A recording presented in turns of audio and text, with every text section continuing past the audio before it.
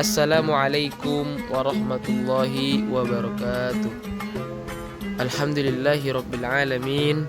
Wassalatu wassalamu ala asyrafil anbiya'i wal mursalin wa ala alihi wa sahbihi ajma'in. Amma ba'du. Ayah bunda, santri, rutaba, santriwan, santriwati yang insyaallah dirahmati Allah Subhanahu wa taala, juga para pemirsa dimanapun Anda berada. Alhamdulillah, segala puji bagi Allah Subhanahu wa taala tentunya, Tuhan semesta alam yang telah memberikan kita kesempatan, memberikan kita kesehatan untuk kembali berjumpa pada kesempatan kali ini, yang mana pada hari ini sudah mencapai di hari-hari terakhir kita berada di bulan Ramadan. Salawat dan salam semoga senantiasa tercurah kepada junjungan kita Nabi besar Muhammad sallallahu alaihi wasallam, keluarga, para sahabat dan seluruh pengikutnya hingga akhir zaman. Ayah bunda yang dirahmati Allah Subhanahu wa taala, santriwan, santriwati, rumahnya yang dirahmati Allah, juga para pemirsa dimanapun Anda berada. Pada kesempatan yang mulia ini adalah keberkahan bulan Ramadan, 10 terakhir bulan Ramadan, izinkan saya menyampaikan renungan singkat mengenai sebuah isu penting yang masih menjadi pekerjaan rumah bagi kita semua, yaitu ketimpangan sosial dan ekonomi. Kita menyaksikan bagaimana sebagian saudara-saudara kita berjuang keras untuk memenuhi kebutuhan pokok sehari-hari, sementara sebagian lainnya hidup dalam kemewahan. Dari itu jurang pemisah antara yang kaya dan yang miskin terkadang terasa begitu lebar, yang sampai-sampai menimbulkan berbagai permasalahan sosial dan menghambat terciptanya masyarakat yang adil dan sejahtera.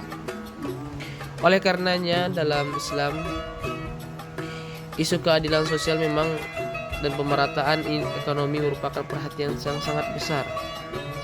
Sebagaimana Allah Subhanahu wa taala dalam Al-Qur'an dan Rasulullah SAW melalui sunnahnya berulang kali mengingatkan kita untuk apa?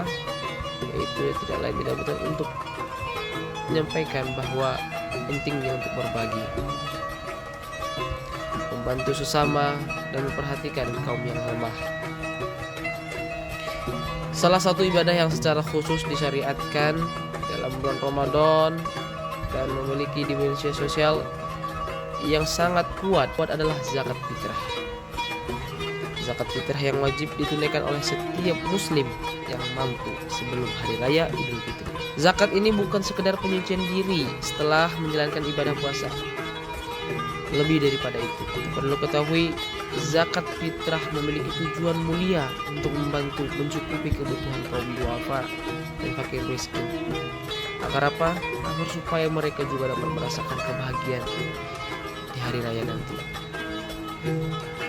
Allah Subhanahu wa taala berfirman dalam surat At-Taubah ayat 103, "Khudz min amwalihim shadaqatan tutahhiruhum wa tuzakkihim biha wa shalli 'alaihim inna salataka sakanun lahum wallahu sami'un 'alim." Yang artinya adalah, ambillah zakat dari sebagian harta mereka. Dengan zakat itu kamu bisa membersihkan dan mensucikan mereka.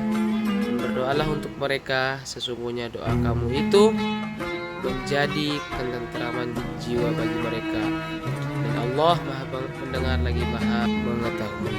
Ayah bunda juga para santri Rutama Mahya sekalian, ayat ini dengan jelas menunjukkan bahwa zakat bukan hanya membersihkan harta kita dari hak orang lain, tapi juga mensucikan jiwa kita dari sifat kikir dan cinta berlebihan terhadap dunia. Selain itu, zakat juga memberikan ketenangan dan harapan bagi mereka yang menerima. Rasulullah SAW juga bersabda dalam sebuah hadis yang diriwayatkan oleh Ibnu Abbas radhiyallahu anhu, yang artinya adalah Rasulullah SAW mewajibkan zakat fitrah sebagai penyuci bagi orang yang berpuasa dari perbuatan sia-sia dan perkataan kotor, serta sebagai makanan bagi orang-orang miskin. Hadis riwayat Abu Daud dan Ibnu Majah. Maka dari hadis ini semakin memperjelas hikmah di balik persyariatan zakat fitrah. Selain sebagai penyempurna ibadah puasa kita, zakat fitrah juga berfungsi sebagai santunan makanan bagi kaum yang kurang mampu, sehingga mereka tidak perlu merasa kekurangan di hari yang seharusnya menjadi hari kebahagiaan kita umat Islam di seluruh dunia.